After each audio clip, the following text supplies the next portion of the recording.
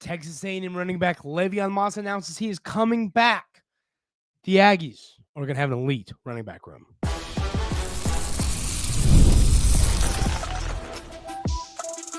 You are Locked On Aggies, your daily podcast on the Texas A&M Aggies, part of the Locked On Podcast Network, your team every day. Welcome on into Locked On Aggies. I'm your host, Andrew Stefaniak. Thanks for making Locked On Aggies your first listen every single day. Today's episode is brought to you by our friends over at FanDuel. The NFL playoffs are almost here, but it's not too late to get in on the regular season action with FanDuel because right now new customers can finish the season strong with $250 in bonus bets if your first $5 bet wins. Visit FanDuel.com to get started. On the show today, ladies and gentlemen, we're talking a little bit about the addition of Colorado defensive end Deion Hayes. We're going to talk about who we want to see play well in the bowl game, which, hey, is coming up soon. But we're going to start the show talking about the biggest news of the weekend, which is LeVeon Moss is going to return for another season at Texas A&M. This is, I think, the news of the offseason to this point. LeVeon Moss, as we've talked about, is, I think, going to be one of the best running backs. I don't see a world where you look at next season if you're a SEC fan, SEC analyst, and you don't say, hey, LeVeon Moss is a top 3 running back in this conference. Now, he's got to get back healthy from his injury. Don't have a ton of concern there. But LeVeon Moss is going to have an incredible season. I feel very confident in that. Now, what's going to be interesting is kind of the off-season topic debate that we had last year heading into this season, which was, are the running backs going to is Ruben Owens going to make it harder for LeVeon Moss to be super successful? And not successful, but volume. I mean, at the end of the day, now, the two-headed monster is going to be a thing, but volume is going to be really interesting in this offense. I think that looking at who you're going to have, the volume at the running back position is going to be something to pay attention to. I mean, we know LeVeon Moss is going to be great. We know that. The question is, are him and Ruben Owens going to split carries 15 and 15 or something? And then it's going to be hard for, even if LeVeon Moss is great, it's going to be hard for him to have top 3 running back in the SEC numbers. LeVeon Moss obviously separated himself as the guy once Ruben Owens went down with his preseason injury. So, he separated himself from Amari Daniels and E.J. Smith. But now he's got to separate himself from Ruben Owens, which I don't think is going to be easy. Now, I'm going to give you a little spoiler, a little hint. Ruben Owens is one of the players that I have that I want to see play well in this bowl game. And I'm going to save my reasoning why for segment 2, because that's what we're going to talk about. But, Ruben Owens still has a lot to prove. As a true freshman, the yards per carry number wasn't quite what we would have hoped. I think that there were a lot of missed opportunities, a lot of holes he could have hit that he missed. And so, I mean, on the season last year, he averaged last year being 2023 and not 24, he averaged 3.8 yards per carry. He had 3 rushing touchdowns. He also had 12 receptions for 109 yards. So 3.8 yards per carry is not where we want that number to be. I mean, once again, you take a gander here at LeVeon Moss and what he did this season. LeVeon Moss's yards per carry number was a much, much better 6.3, which, I mean, now that is incredible and tough to do. And, I mean, that's not an easy number to obtain. Now, LeVeon Moss also had a solid number the year before at 5 yards per carry. So that's a big number. I mean, when LeVeon Moss gets the ball, how many yards is he gaining? 5 yards per carry is a solid number. My favorite thing that my dad always says is, give 4 times 3 is 12. It's first down. 3 times 3 is not a first down. Now, yes, I get I believe 3.8 times 3 would in fact be a first down. But it would, 11.4. But point is, the yards per carry is very important to me, and LeVeon Moss, I think, really blows that stat out of the water. So, looking at LeVeon Moss as a player, the upside, I mean, it's hard to argue that he was not one of the best backs in the SEC this season. I mean, let's pull up the football stats right here. Although I think they took them away because they're mean. I don't know why they did that, but they did. Oh no, they didn't, or maybe they did. But LeVeon Moss was one of the best backs in the SEC this season. He had a great yards per carry number. And at the end of the day, I mean, he had a lot of opportunities to really be a all SEC type of guy, which is what was interesting. And the injury hurt, and obviously he still had a great season. Did he end up being all? I think he did end up being all SEC. Now I forget who our all SEC guys were. Oh well, yeah, Le'Veon Moss did. Good. I forgot about that. Which, I mean, if you think about it, he was on pace for probably 1,100 yards, right? Because he missed South Carolina, basically the whole South Carolina game. He missed the Texas game. I mean, a healthy Le'Veon Moss probably rushes for, let's think about this. I mean, 100. Let's say he goes for 80 yards in all 4 of those games. He would have rushed for around 1,100 yards, give or take, and he would have gone more than 80, especially against New Mexico State. And he would have done a lot more there. But this is a massive addition. And one of the things I say a lot about the portal, and it's we talked about it on Friday. I'd seen a lot of people on social media saying, "Hey, A&M needs a portal running back." No, we don't. No, thank you. I don't. Now I've seen some folks saying, we could use a bruiser. If you want to go get a bruiser, that's fine. I don't know how often we'd use them. People have been saying that in the comments, and it's I'm not saying it's an invalid point. People have been saying that in the comments for years, 2 years now, saying we need a bruiser. I just don't. Le'Veon Moss can pick up a first down on 3rd and 1. And I think that's the goal. Now, if you want to go get somebody, that's fine. I mean, I think it's a player.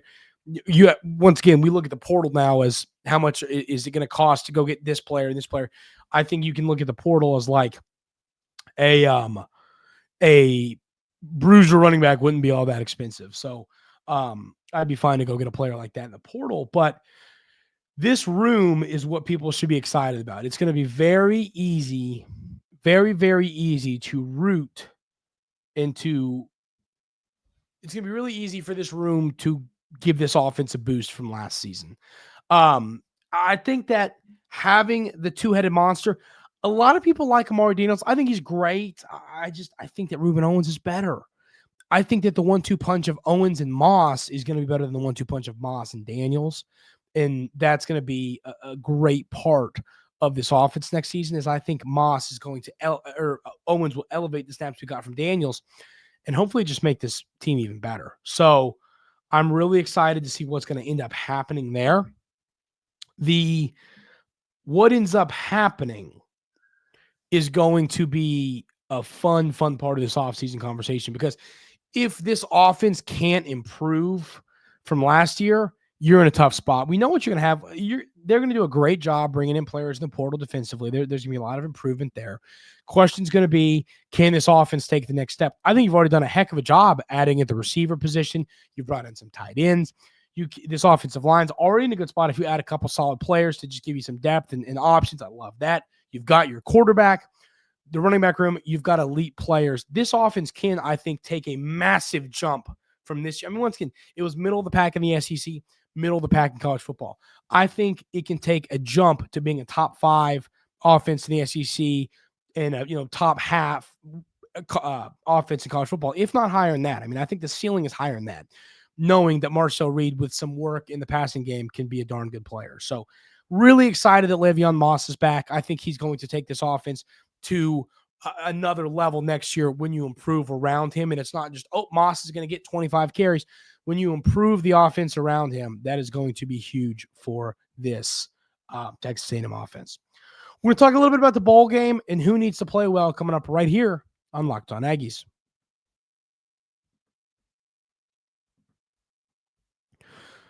But first, I want to tell you about our friends over at Rocket Money. Did Rocket Money help you find any subscriptions you forgot about? or that you are paying for twice. That definitely happened to me. I have a few subscriptions that I don't even realize I was paying for, and Rocket Money made it easy to track them all down. It's like having a personal assistant for your finances. For me, one of the best features is the subscription tracker. I've used it to cancel services I wasn't using anymore. I mean, really, I love that because you forget what you're paying for. I literally, when I found out Rocket Mortgage was being part of this company, a part of Locked On, I went and I said, I'm going to get this. And I checked and they canceled some subscriptions I was paying for. It was so helpful. I love it. Everyone's got to go check it out. Cancel your unwanted subscriptions and reach your financial goal faster with Rocket Money. Go to rocketmoney.com/lockedon today.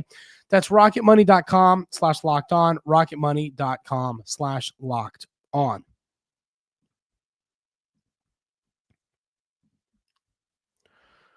So this bowl game, a lot of people are frustrated, disappointed, whatever word you want to use is valid, because Texas A&M is once again playing in a bowl game and not the college football playoff, which stinks.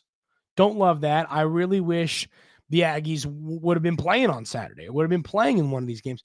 But at the end of the day, that is not the reality of what's happening. A little frustrating. But you're playing in the bowl game. We were in year one of the coaching staff. There was a lot to improve on. There was a lot there's a lot to take from step one to step two. And the offense is going to be a big part of that. And that's why a lot of these players that I have need to play well in this game are on the offensive side of the ball. And the first name I have is Marcel Reed. I mean, I've seen a lot of people. I've seen some crazy statements in the comments. I saw one person, which I can't. If you're being, if whoever said this was being serious, I'm not trying to make fun of you. I figured it was a joke. Someone said he was the worst. He would be the worst quarterback in Division I. And I'm like, so you're telling me like the Campbell Camels couldn't use Marcel Reed, sir? I've seen some crazy takes on Marcel Reed, and I disagree with a lot of them. Now, what I do agree with is that Marcel Reed has a lot to prove. If you want to get the fan base behind you, if you want to create excitement, go have a massive showing in this bowl game. It's always fun to end on a win. It's always fun to leave that taste in your mouth of winning a big football game heading into next year with a little bit of momentum, right? I think we can all agree on that. And that's what Texas A&M is looking to do in this bowl game against USC, who's going to be, I mean, who the heck's even, going to be playing? I mean, it's just going to be interesting because bowl games are now stupid and irrelevant, and that's just a sad reality. But Marcel Reed playing well, I think you need the whole fan base behind you. If you are a quarterback, you want the fan base behind you. You don't want to hear the whole go bench him. You don't want to hear the whole get rid of them. You don't want to hear all of that. And, so I think that the way to do that is to go have a great showing in this game. And it reminds me, it's similar and different to what Nico did at Tennessee and Nussmeier did at LSU. They didn't, obviously Reed played pretty much the whole season. They didn't do that. They just played the bowl game, but they played the bowl game and created a ton of excitement for the next season for their fan base. And I think the Aggies Marcel Reed has an opportunity to do that for this fan base. If he goes and plays well, if he goes and throws for 325 and rushes for 80 yards and throws 2 touchdowns and runs for one, and when we win this game by a couple scores, I think a lot of fans would be really excited for the future. So I'm really excited to see what's going to happen with Marcel Reed in this game. That's be the number one thing I'm paying attention to. If he is able to have a good showing in this game, if he's able to show up and play well and put up good numbers, I think a lot of the fan base will say, hey, Marcel Reed's in for a good year next year. So I think he needs to leave the fan base with a good taste in their mouth and feel good heading into next season. The next name I have is Ruben Owens.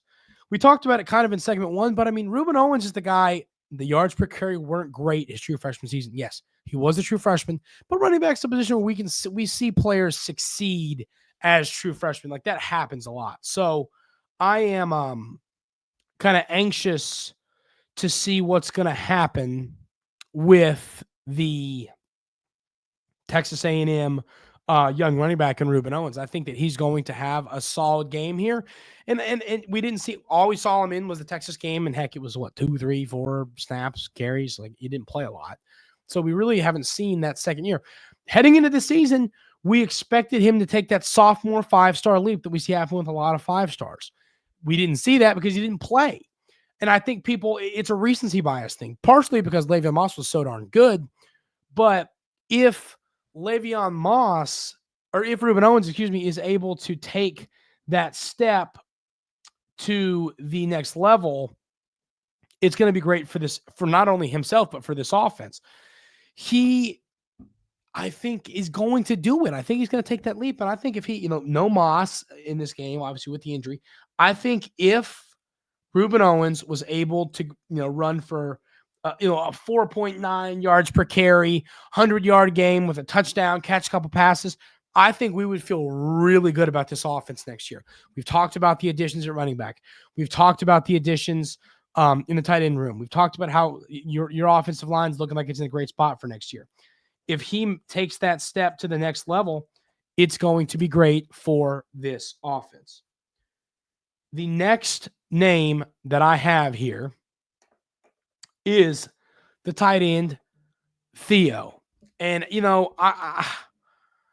I think that Theo is a player who, in all honesty, I don't think we've seen fully what he is capable of. I think that he is going to find a way to have a really darn good season this year, and I'm really excited to see if he's able to do that. He flashed in a few games this year. He had a few flashes where he found a way to win close battles, the tight end position. When it came to blocking, he found a way to catch some passes. He did a lot well at the tight end position. And we talked about Colin Klein feeding the running backs, feeding the tight ends, and he really didn't do it as much as I would have thought. Was it a talent issue? I don't know. And we're going to figure that out. But Theo flashed at times this season, and I believe that the upside is there for him. And I'm kind of excited to see if maybe in this bowl game he's going to be able to do something. The next name I have here is Terrion York. I don't think Terrion York, and he's a great leader, great player, great person. I don't think that he necessarily had the season that we were hoping.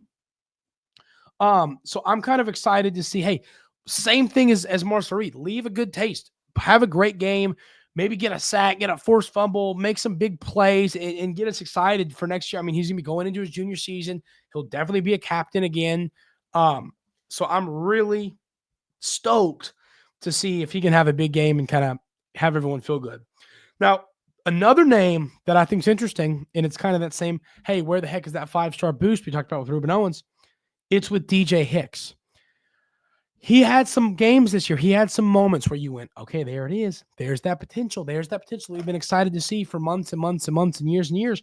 And I still fully believe that he is an NFL upside player, that he is going to be a star in this industry. I really believe that DJ Hicks is going to make a name for himself playing professional football.